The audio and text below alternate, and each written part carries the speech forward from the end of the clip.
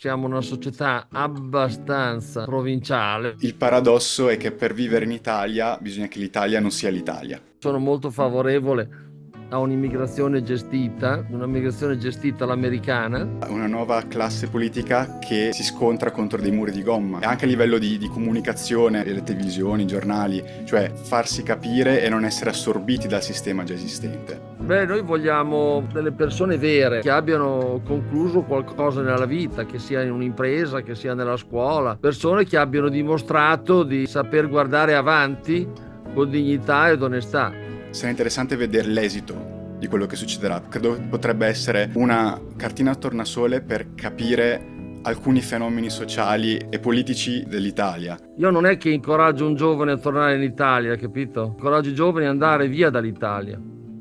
Però mi sono stancato di farlo. Vorrei non doverlo più fare, così ho potuto fare anche con i miei figli. Però non mi sembra che sia una bella cosa adesso di vivere lontano dai miei figli.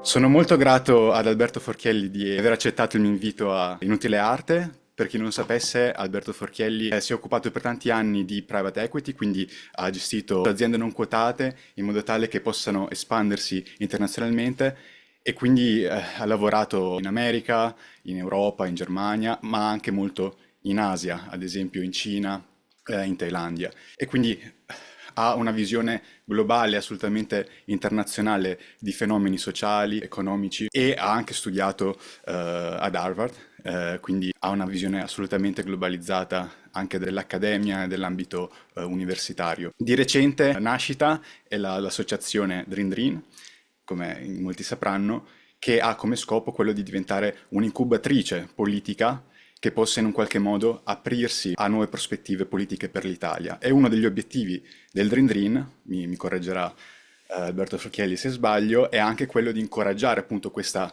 apertura all'internazionalità, al dinamismo per i giovani italiani, e quindi aprire nuove prospettive all'Italia. Innanzitutto grazie Alberto per essere qui di nuovo. Sì, grazie a te. La prima domanda è quindi, nella tua opinione, quanto è stato cruciale a livello della tua identità aprirti a nuove culture e a nuove società, a diverse società, e quanto quindi questo potrebbe traslarsi per il futuro dell'Italia, questa tua esperienza estera? Tutto, tutto. È difficile anche riassumere, ma l'esperienza scolastica fatta all'estero mi ha aperto un mondo fantastico e io mi ci sono buttato.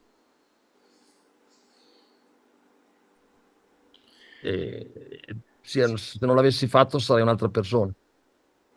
E diciamo questa esperienza scolastica americana è avvenuta in tempi in cui non c'era l'Erasmus, in cui non c'era un exchange, era comunque più raro vedere cose Ma di non questo c'erano genere. neanche i fax. Si andava, c'era la corrispondenza normale, c'era la posta aerea.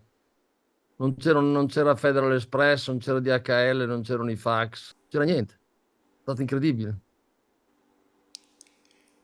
E il paradosso è che adesso, essendo cambiato tutto da questo punto di vista, essendo veramente l'America e l'Asia volendo al passo di un click, comunque, e magari qui possiamo passare a, diciamo, alla prospettiva più italiana, solo una parte dell'Italia è aperta all'estero, al mondo, in modo veramente aperto, quindi non solo passivo. Immagino che quando tu hai iniziato a esporti all'estero il mondo era completamente diverso. Adesso come l'Italia può approcciarsi, e come è anche un problema di cultura proprio, di società, cioè come gli italiani, secondo la tua prospettiva, devono approcciarsi sia a lavorare, a studiare e quindi ad approcciarsi con altre nazionalità, e sia come l'Italia deve accogliere talenti e competenze dall'estero.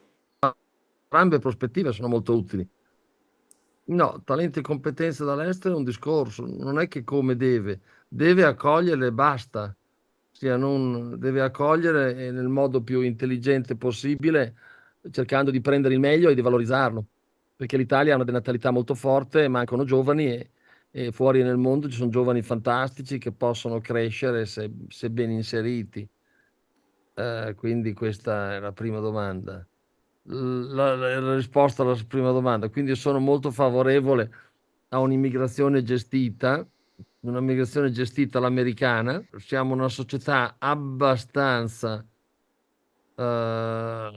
provinciale, non parliamo inglese, per esempio ci sono interi paesi, in Danimarca, gli paesi scandinavi che parlano inglese, in Olanda parlano tutti inglese, quindi riescono a confluire nel mainstream delle informazioni in lingua inglese, quindi riescono ad avere un mindset più internazionale. Poi sono paesi che hanno avuto anche un passato coloniale come l'Olanda, per cui si sono più aperti storicamente. Noi abbiamo avuto un passato coloniale molto breve, molto ristretto.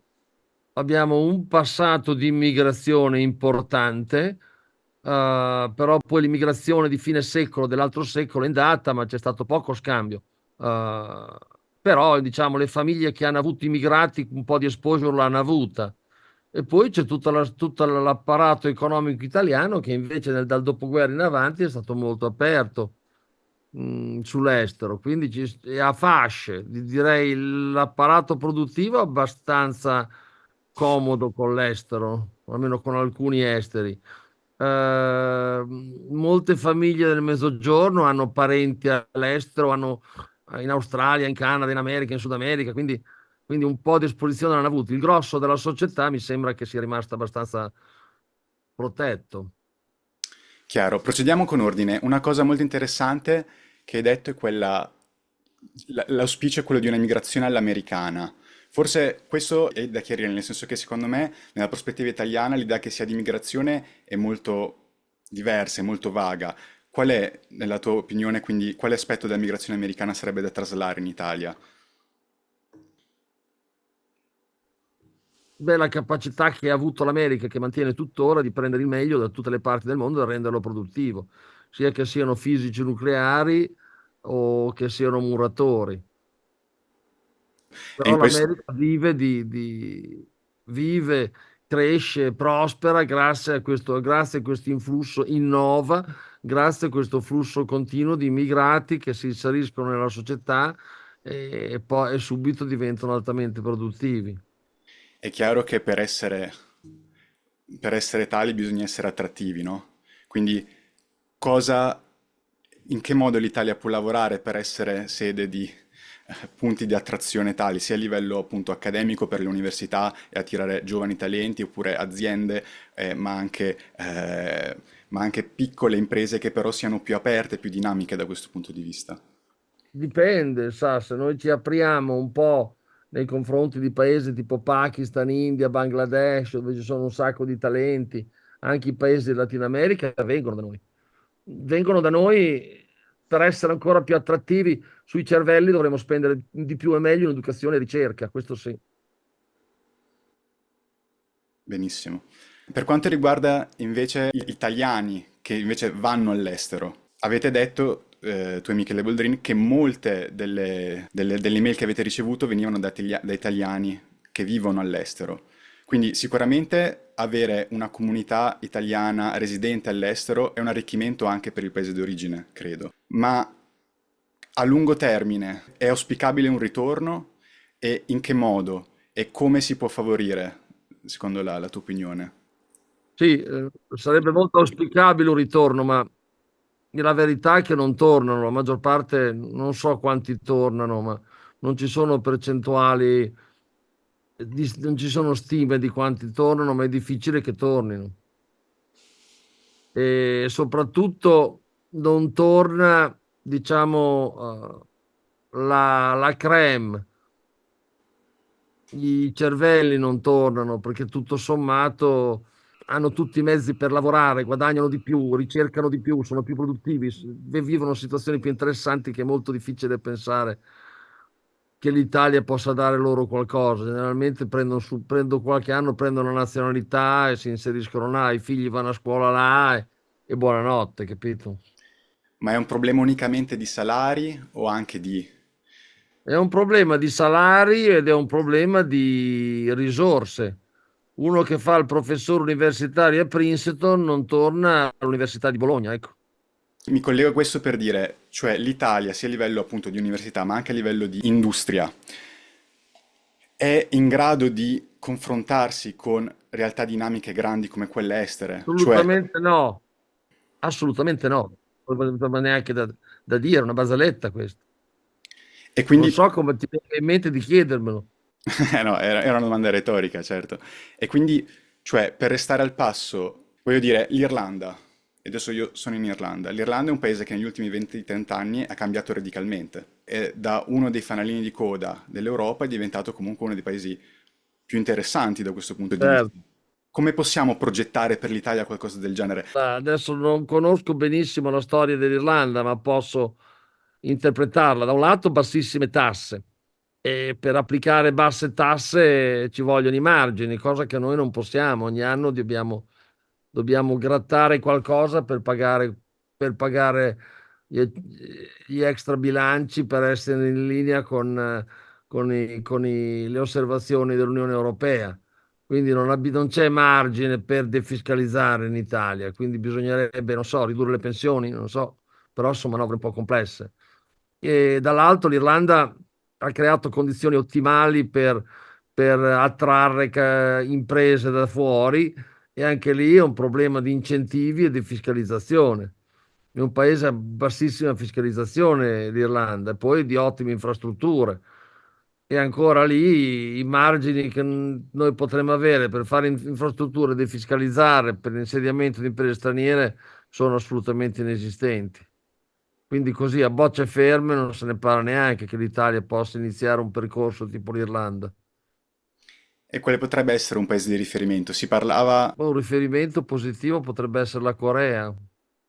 La Corea che ha digitalizzato l'economia fortissimamente e ha creato un'economia estremamente innovativa, con imprese formidabili tipo Samsung, Hynix e cose del genere, che gli hanno innalzato la digital literacy della popolazione a livelli tali che loro possono permettersi di avere una demografia peggio di quella italiana e nonostante ciò crescere a tassi del 2,5-3%.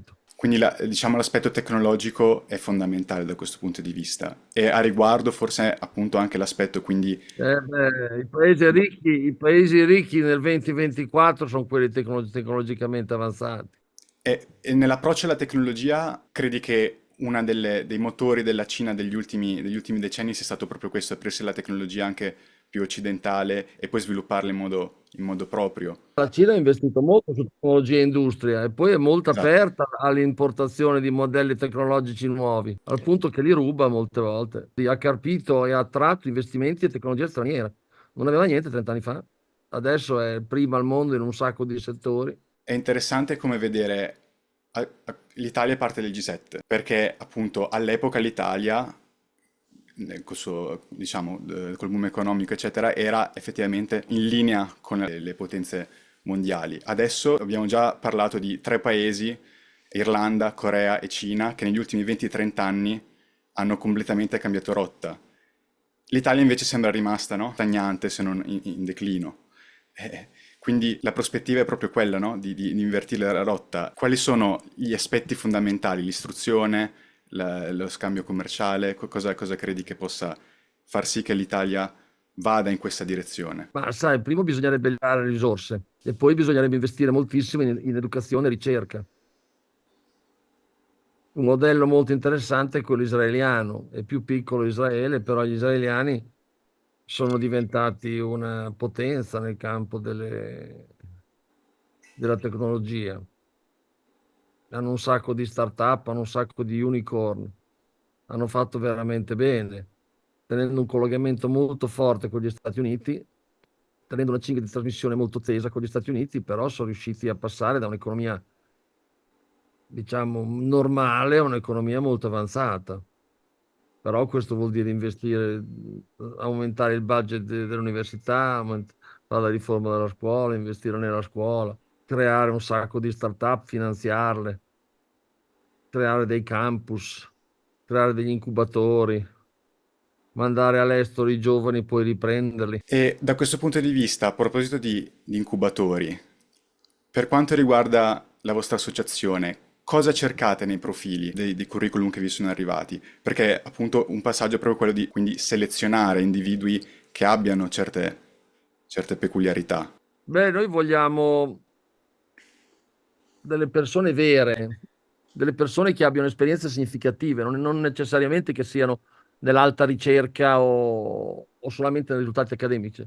Persone che abbiano concluso qualcosa nella vita, che sia in un'impresa, che sia nella scuola, che sia nella famiglia, che sia in un NGO. Persone che abbiano dimostrato di saper guardare avanti con dignità ed onestà.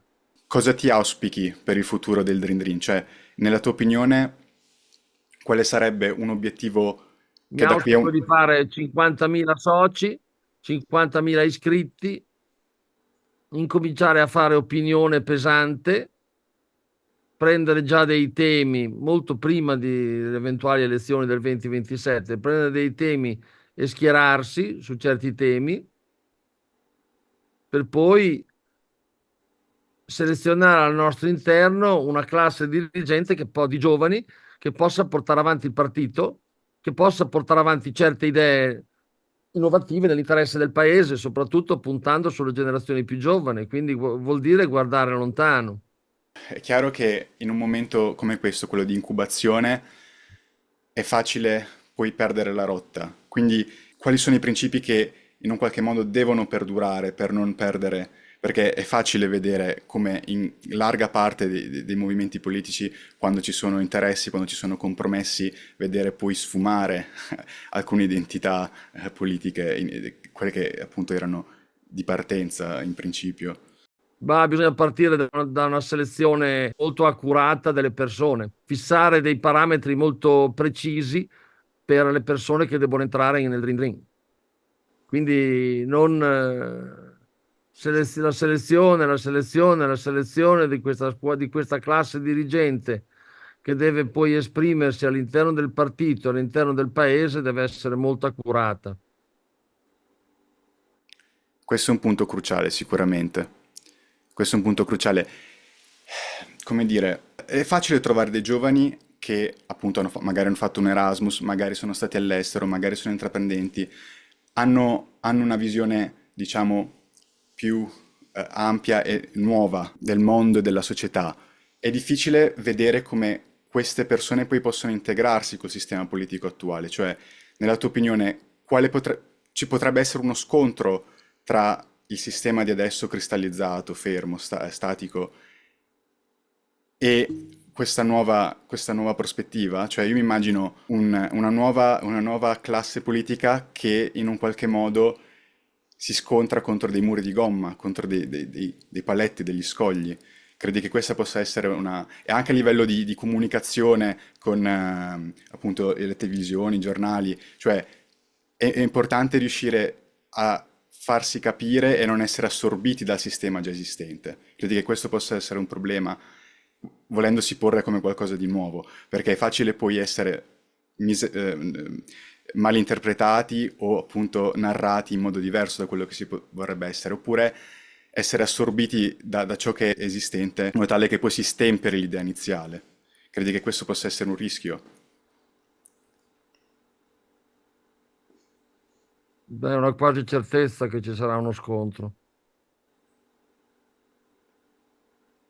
è una quasi certezza che ci scontreremo contro le burocrazie ministeriali e quant'altro, le burocrazie sindacali e quant'altro, anche le burocrazie padronali.